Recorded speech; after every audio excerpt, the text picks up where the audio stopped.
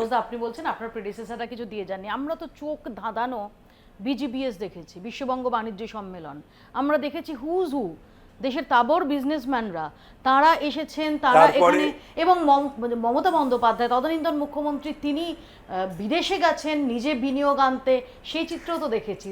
না, বিজিবিএস 8টা হয়েছে, 635 কোটি টাকার একটা দুর্নীতির ওপরে মানে আয়োজক কমিটি কাটবানি, সেটা নিয়ে একটা তদন্তের নির্দেশ দিয়েছে মুখ্যমন্ত্রী।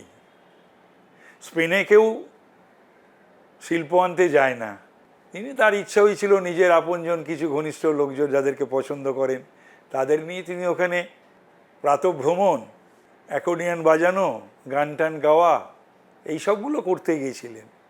আর ওইখানে গিয়ে শালবনী অ্যানাউন্সমেন্ট করেছিলেন। তো সুতরাং এর থেকেই তো বোঝা যায়, আর থেকেও আরও বোঝা যায় কত মানে আর্থিক দিকটা এবং শিল্পের দিকটায় কি ভাবনা চিন্তা ছিল মমতা ব্যানার্জির এবং তৃণমূল সরকারের। দুটো উদাহরণ দিলেই বোঝা যাবে। এক হচ্ছে অর্থমন্ত্রকটাকে ক্যাবিনেট করেনি,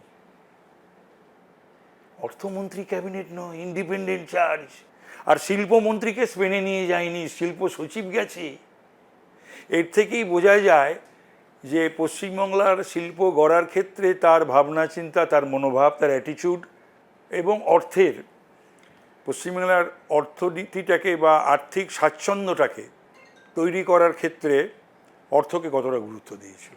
তো এর নিট রেজাল্ট কি, যে এই বিজিবিএস ইত্যাদি নিট রেজাল্ট? আপনি নিট রেজাল্ট কিছু না, আমি বলেছি অলরেডি, আমি কিছু পেয়েছি অলরেডি।